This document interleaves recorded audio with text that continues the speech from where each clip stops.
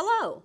Once you've taken the PI behavioral assessment, we take that information and turn it into a PI behavioral pattern.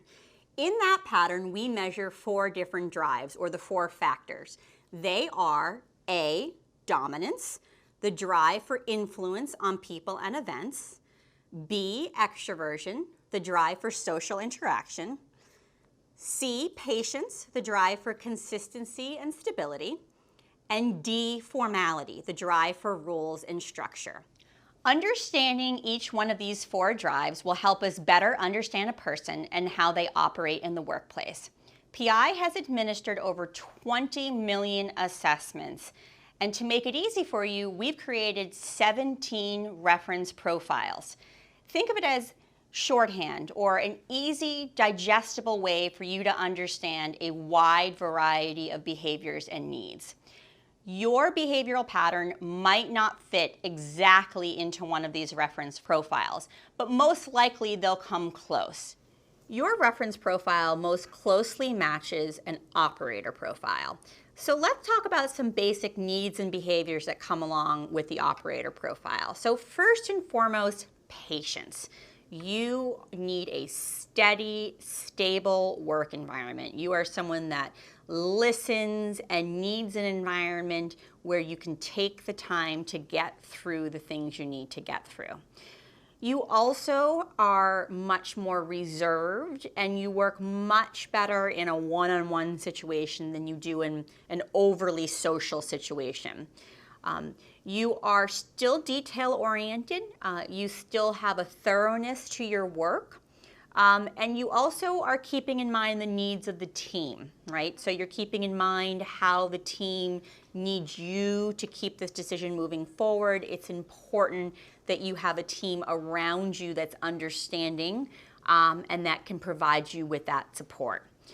Let's talk about some areas of strength and challenges that are going to come along with the operator profile. So some strengths are the ability to really put your head down and think about something for a long period of time. There aren't too many patterns where patience really drives how you think. It can lead to some amazing listening, right? So if you're in a meeting and you're thinking about all the different things, you are actually most likely to pull in all that information because you're listening, right? Someone who's much more impatient and restless may not pick up on all that information. You definitely do. Some challenges that come along with that, though, is just pace in general. If you are in a faster paced environment, or you are in an environment or a workplace that wants you to make decisions really quickly and without a lot of information, you're going to feel that pressure pretty quickly. For you, having that steady and stable environment is really important. It very much drives who you are. I would also say another challenge could be, and this sort of goes hand in hand with what I just said, but a little bit more if you don't have access to information, if you don't have access to details, if there's no existing rule book or guidebook to go along with it, that might get a little frustrating for you. You don't need a ton of it, but you definitely need some of it, so it's important that you have access to it. Let's talk a little bit about decision-making style. For you, decision-making style is definitely one that is more risk-averse, right? So we've talked about the fact that you need time. We don't want to rush your decision-making style, right? We don't want to push you into a corner where we make you come up with an answer right away. For you, decisions should be well thought out with the right time, the right deadlines where you feel comfortable getting to that. Communication style is one that's going to be more reserved. It's going to be more of a listening communication style, so you're not one to kind of show up in a room and just start talking out loud and sharing your opinion.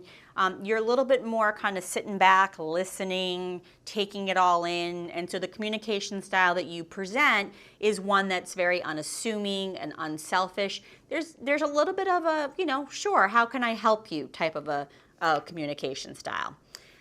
And lastly, in summary, let's think about some words that we could use to describe the operator profile. So first and foremost is patience. Then I would say formality, so someone who detail-oriented, thoroughness, reserved, but also team player. Those are some words that I would use to describe the operator pattern.